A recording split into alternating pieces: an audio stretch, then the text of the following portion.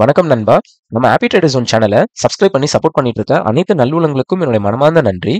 நம்ம சேனல் மட்டும் இல்லாம நம்ம வந்து இன்ஸ்டாகிராம்லயும் வந்து லைவ்ல இருக்கும். பிளஸ் வந்து நம்மளுடைய டெலிகிராம் சேனல்லையும் வந்து live market analysis and chart analysis எல்லாமே போஸ்ட் பண்ணிட்டு இருக்கோம். ஸோ இதுல நீங்க வந்து ஜாயின் பண்ணிக்கோங்க. உங்களுக்கு வந்து ரொம்பவே யூஸ்ஃபுல்லா இருக்கும்.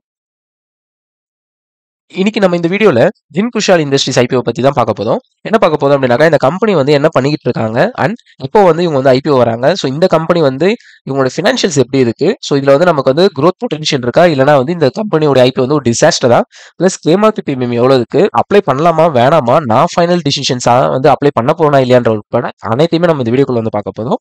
ஸோ அடுத்த 8 நிமிஷம் நீங்க வந்து ரிலாக்ஸ் பண்ணி பாருங்க. இந்த வீடியோ உங்களுக்கான வீடியோ.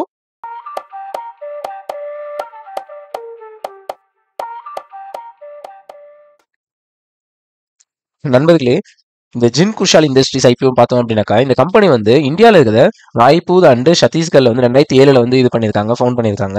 அண்ட் இவங்களுடைய ஃபேமிலி வந்து பார்த்தோம் அப்படின்னாக்கா, நல்ல வந்து இந்த ஃபீல்டில் இருக்கிற இண்டஸ்ட்ரியல் எக்ஸ்பீரியன்ஸ் இருக்கிற ஒரு கம்பெனியாக தான் வந்து இருக்காங்க, ப்ரொமோட்டர்ஸ் எல்லாருமே. ஸோ இவங்களுக்கு வந்து 50+ இயர்ஸ்க்கான எக்ஸ்பீரியன்ஸ் வந்து இந்த ஃபீல்டில் இருக்கு நண்பர்களே. இந்த கம்பெனி வந்து பார்த்தோம்னாக்கா என்ன பண்றாங்க அப்படின்னாக்கா, இவங்க ஸோ கன்ஸ்ட்ரக்ஷன்ஸ்க்கு தேவையான மிஷின்ஸ் எல்லாமே வந்து வேர்ல்டு வைடா வந்து எக்ஸ்போர்ட் பண்ணிட்டு இருக்காங்க. அண்ட் இவங்களுடைய மெயின் பிசினஸ் நம்ம பார்க்கும்போது, இவங்க வந்து புதுசா வந்து இருக்கிற மிஷின்ஸை வந்து கன்ஸ்ட்ரக்ஷன்ஸ்க்கு தேவையான மிஷின்ஸை வந்து ஸோ கஸ்டமைஸ் அண்ட் மாடிஃபை பண்ணி கொடுத்துக்கிட்டு இருக்காங்க. அண்ட் ஆல்ரெடி இருக்கிற மிஷின்ஸ், யூஸ்டு மிஷின்ஸை வந்து ரீஃபர்பிஷ்ட் பண்ணியும் சேல்ஸ் பண்ணிட்டு இருக்காங்க. அது மட்டும் இல்லாம அவங்களுடைய ஓன் பிராண்ட் எக்ஸல் மிஷின்ஸ்னு சொல்லி சைனால வந்து இவங்க மேனுஃபேக்சரிங் பண்ணிட்டு இருக்காங்க. ஸோ இந்த பிராண்ட்ல வந்து மேஜரா வந்து இவங்க பண்றது வந்து என்னன்னாக்கா, பிளாக் ஹூல் லோடர்ஸ்னுவாங்க. அதாவது ஒரு வண்டியில பின்னாடி வந்து லோட் சிஸ்டம் வச்சு தூக்கிட்டு போகுது, அந்த மாதிரி இருக்கிற ஒரு மிஷின் தான் இது. இது மட்டும் இல்லாம உங்களுக்கு வந்து ரெவன்யூ வந்து பாத்தீங்க அப்படின்னாக்கா, அவங்களுடைய வேர் ஹவுஸ் அவங்க லீசிங் தராங்க. பிளஸ் வந்து இந்த மிஷின்ஸை சேல்ஸ் மட்டும் பண்றது இல்லாம அவங்க ரெண்டலுக்கும் தராங்க. இதுல இருந்துமே அவங்க வந்து ஒரு நல்ல ரிட்டர்ன்ஸ் வந்து ரெவன்யூ வந்து ஜென்ரேட் பண்ணிட்டு இருக்காங்க. ஸோ இவங்களுடைய ப்ராடக்ட்ஸ், இவங்க என்னெல்லாம் வந்து மிஷின்ஸ் வந்து எந்த மாதிரி மிஷின்ஸ்லாம் பண்றாங்க அப்படின்னு பாத்தீங்கன்னாக்கா, எக்ஸவேட்டர்ஸ் அப்படின்னுவாங்க. அதாவது பெரிய பெரிய ஹோல்ஸ் போடுறதுக்கு, அதுக்கு மட்டும் இல்லாம பெரிய பெரிய heavy machines, heavy heavy vehicles எல்லாம் வந்து தூக்க கொள்ள அதுக்கெல்லாம் யூஸ் பண்றது. அது மட்டும் இல்லாம ஸோ இவங்க வந்து மோட்டார் கிரேடர்ஸ்னு வச்சிருக்காங்க. இது வந்து எதுனா இந்த ரோடு போடுறதுக்குலாம் யூஸ் பண்ற வண்டி இது. அப்புறம் பேக்ஹூல் லோடர்ஸ் நம்ம ஆல்ரெடி பார்த்த மாதிரி. ஸோ வண்டியோட பேக் சைட்ல இருந்து எதனாச்சும் மண்ணு தூக்குறது அந்த மாதிரி இதுக்கெல்லாம் யூஸ் பண்ணுவாங்க. பிளஸ் சாயில் கம்பேட்டர்ஸ்னு சொல்லுவாங்க. இது வந்துமே வந்துனாக்கா ரோடு போடுறதுக்கு வந்து மண்ணை வந்து டம்ப் பண்றது அந்த மாதிரியானது. ஸோ அடுத்து வந்து நமக்கு தெரிஞ்சதுதான் வீல் லோடர்ஸ், அப்புறம் வந்து புல்டோசர், கிரேனு, அது மட்டும் இல்லாம ஹேஸ்பாட் பேவர்ஸ்னு சொல்லி இது அனைத்துமே வந்து வீடு கன்ஸ்ட்ரக்ஷன், வீடு டெமாலிஷன், அப்பதான் வந்து ஹெவி மெட்டல்ஸை வந்து மூவ் பண்ண, ஹெவி மிஷின்ஸை வந்து மூவ் பண்ண, ஸோ அந்த மாதிரி இதுக்கு எல்லாமே யூஸ் பண்ற பெரிய பெரிய மிஷின்ஸ் தான் இவங்க வந்து மேனுஃபேக்சரிங் பண்ணிட்டு இருக்காங்க, சேல்ஸ் பண்ணிட்டு இருக்காங்க. இன் அடிஷன் டு தட் இவங்க இதை ரெண்டலுக்கும் கொடுத்துட்டு இருக்காங்க நண்பர்களே. இவங்க வந்து பாத்தீங்கன்னாக்கா கிட்டத்தட்ட 30க்கும் மேற்பட்ட கண்ட்ரீஸ்க்கு வந்து ஹோல்சேல் பையர்ஸ்க்கும் டிஸ்ட்ரிபியூட்டர்ஸ் அண்ட் இம்போர்ட்டர்ஸ்க்கு கொடுத்துட்டு இருக்காங்க. அண்ட் ஒரு சில சின்ன சின்ன ரீட்டைலர்ஸ்க்குமே வந்து பாத்தீங்கன்னாக்கா கன்ஸ்ட்ரக்ஷன் அண்ட் ரீட்டைலர் கம்பெனிக்குமே வந்து இவங்க சேல்ஸ் வந்து பண்ணிட்டு இருக்காங்க.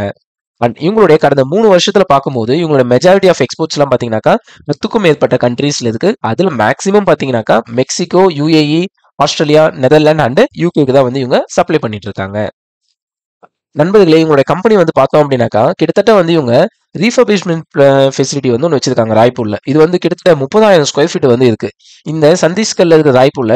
இந்த ரீஃபர்பிஷ்மெண்ட் ஃபெசிலிட்டியில் அவங்க என்னெல்லாம் பண்றாங்க அப்படின்னு பாத்தீங்கன்னாக்கா, ஆல்ரெடி இருக்கிற யூஸ்டு மிஷின்ஸ் இங்க வந்து ரீஃபர்பிஷ்மெண்ட், அதாவது பழைய மிஷின்ஸ் எல்லாத்தையுமே வந்து புதுப்பிச்சு அவங்களுடைய எக்ஸ்டெண்டட் யூஸ், ஃபியூச்சர் யூஸ்க்கு வந்து எப்படி வேணுமோ அதுக்கேற்ற மாதிரி மாடிஃபை பண்ணி இவங்க வந்து சேல்ஸ் பண்ணிட்டு இருக்காங்க. அண்ட் இவங்களுடைய பிராண்டான எக்ஸல் அப்படின்ற பிராண்ட் வந்து கான்ட்ராக்ட் மேனுஃபேக்சரிங் மூலியமா வந்து மிஷின்ஸ் எல்லாம் ப்ரொடியூஸ் பண்ணி அவங்க சைனால வந்து மேனுஃபேக்சரிங் பண்ணி சேல்ஸ் பண்ணிட்டு இருக்காங்க. அண்ட் இவங்க வந்து ஐபிஓ உடைய RHPல 1500க்கும் மேற்பட்ட மிஷின்ஸை வந்து சப்ளை பண்ணியிருக்கிறதா சொல்லியிருக்காங்க. அதுல 900க்கும் மேற்பட்ட புது அண்ட் மாடிஃபைடு மிஷின்ஸ், அப்பதான் வந்து 600க்கும் மேல செகண்ட் ஹேண்ட் மிஷின்ஸ் மாதிரி ரீஃபர்பிஷ்டு மிஷின்ஸ் அப்படின்றத குறிப்பிட்டிருக்காங்க. இந்த கம்பெனி வந்து வரப்போகுது ஐபிஓ வந்து பாத்தீங்கன்னாக்கா 116 கோடி. அதுல ஃப்ரெஷ் இஷ்யூவா வந்து 104 கோடி கிட்ட வராங்க. அந்த 104 கோடியில வந்து பாத்தீங்கன்னாக்கா 72 கோடியை வந்து அவங்க ஒர்க்கிங் கேபிட்டல் ரெக்யர்மெண்ட்டுக்காக யூஸ் பண்ண போவதாகவும், பிளஸ் வந்து ரிமைனிங் வந்து ஜென்ரல் கார்பரேட் பர்பஸ்க்கு யூஸ் பண்ண போதாகவும் சொல்லியிருக்காங்க. அடுத்து வந்து ஆஃபர் ஃபார் சேல்ல வந்து 11 கோடிக்கு வந்து அவங்க எக்ஸிஸ்டிங் ஷேர் ஹோல்டர்ஸ் வந்து இந்த கம்பெனில இருக்கிற ஷேர்ஸை கொஞ்சமா விற்க போவதாகவும் சொல்லியிருக்காங்க.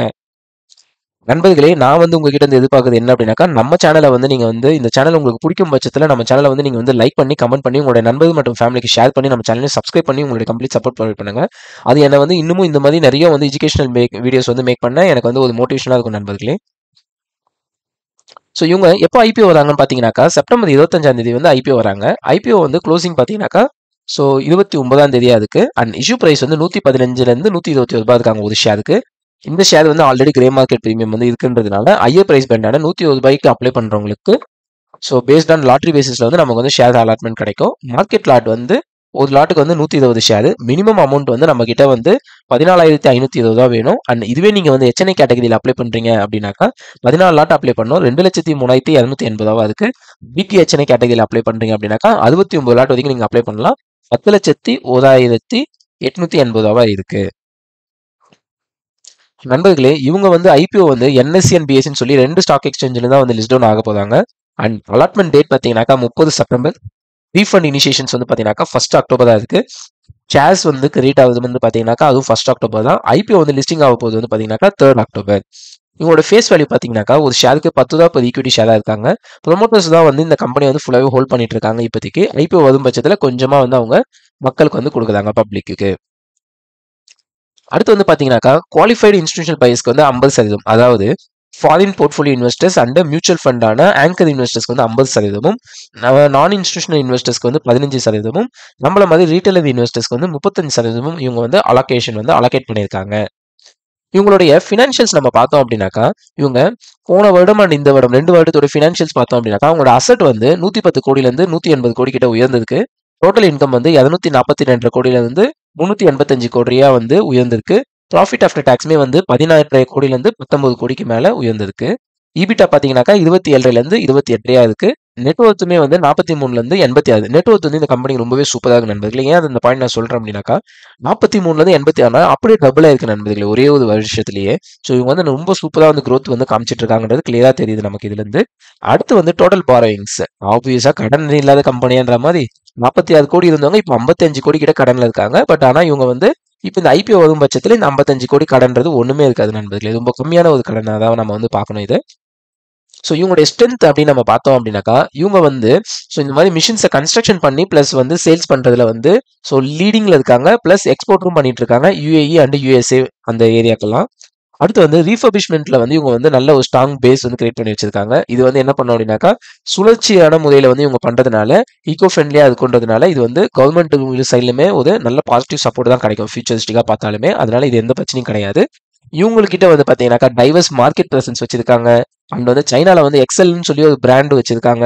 அது மட்டும் இல்லாம இவங்க எந்த மாதிரியான ப்ராப்ளம் இருந்தாலும் அதுக்கேற்ற மாதிரி மிஷின்ஸ் ஆப்டிமைஸ் பண்ணி சொல்யூஷன் ப்ரொவைட் பண்ணிட்டு இருக்காங்க. பிளஸ் இவங்க கிட்ட ஸ்ட்ராங் கஸ்டமர் பேஸும் இருக்கு அண்ட் சப்ளை செயினும் இருக்கு அண்ட் அவங்களுடைய லாங் ரிலேஷன்ஷிப் கஸ்டமர் இதுவுமே வந்து அவங்க ஹோல்ட் பண்ணிட்டு இருக்காங்க. இது எல்லாமே வந்து ரொம்பவே பாசிட்டிவான நியூஸாக நம்ம பார்க்கலாம் இந்த கம்பெனிக்கு. ஸோ அடுத்து வந்து பார்த்தீங்கன்னாக்கா நம்மளுடைய ஃபைனல் இது கிரே மார்க்கெட் ப்ரீமியம். ஸோ இந்த ஷேர் பார்த்தீங்கன்னாக்கா கிட்டத்தட்ட வந்து 42% கிட்ட கிரே மார்க்கெட் ப்ரீமியம் தான் ட்ரேட் ஆயிட்டு இருக்கு. அண்ட் எஸ்டிமேஷன் ப்ராஃபிட் பார்த்தீங்கன்னாக்கா கிட்டத்தட்ட வந்து 6,120 வரைக்கும் இருக்கு நண்பர்களே. அண்ட் இப்போ வந்து இந்த கிரே மார்க்கெட் ப்ரீமியம் வந்து நாளுக்கு நாள் உயரவும் இறங்கவும் பாசிபிலிட்டிஸ் இருக்கு. ஆனால் நான் பார்த்தீங்கன்னாக்கா பர்சனலா இந்த ஐபிஓ பொறுத்த வரைக்கும் கிரே மார்க்கெட் ப்ரீமியம் நாளுக்கு நாள் அதிகமாகுன்ற மாதிரி தான் நான் வந்து நினைச்சிட்டு இருக்கேன். ஏன் அப்படின்னாக்கா இந்த கம்பெனிக்கு டிமாண்ட் வந்து நல்லாவே இருக்கு. ஃபினான்ஷியல்ஸ் ரொம்பவே சூப்பராக இருக்கு. ஸோ இவங்களுடைய பியர் கம்பரிசன்ஸ் நம்ம பார்த்தோம் அப்படின்னாக்கா ஜின்குஷால் இண்டஸ்ட்ரீஸ்க்கு வந்து ஆக்ஷன் கன்ஸ்ட்ரக்ஷன் எக்யூப்மெண்ட்ஸும் விஷன் இன்ஃப்ரா எக்யூப்மெண்ட் சொல்யூஷன்ஸ் தான் வராங்க. ஸோ இவங்களுடைய இபிஎஸ் பார்த்தோம் அப்படின்னாக்கா ஜின்குஷால் வந்து 6 ரூபாவா இருக்காங்க. மற்ற 2 கம்பெனியும் 34 + 15 16ன்ற ரேஞ்சில் இருக்காங்க. அடுத்து வந்து என்ஏவி வந்து 29 ரூபா கிட்ட இருக்கு. ஸோ ஆக்ஷன் கன்ஸ்ட்ரக்ஷன் வந்து 135 ரூபாவா இருக்காங்க. விஷன் இன்ஃப்ரா எக்யூப்மெண்ட் சொல்யூஷன்ஸ் வந்து 67 ரூபா கிட்ட இருக்காங்க. பி ரேஷியோன்னு நம்ம பார்க்கும்போது ஸோ ஜின்குஷால் இண்டஸ்ட்ரீஸ் வந்து கரெக்டாக வந்து இதுக்கு தான் அவங்க ஐபிஓ ப்ரைஸ் வச்சு பார்க்கும்போது 20 பியில் இருக்காங்க. ஸோ பி வைஸ் பார்க்கும்போது ஓகேவாதான ப்ரைஸில் தான் வந்து இது வந்திருக்காங்க ஐபிஓ. ஆனால் வந்து ஆக்ஷன் கன்ஸ்ட்ரக்ஷன் எக்யூப்மெண்ட்டை விட கம்பேர் பண்ணும்போது கம்மியாக இருக்கிறதுனால இது வந்து ஒரு நல்ல பாசிட்டிவாக தான் நம்ம பார்க்கணும். இது வந்து ஒரு வேல்யூவான ஒரு இதுவாக தான் வந்து ஐபிஓவாக தான் இருக்கு.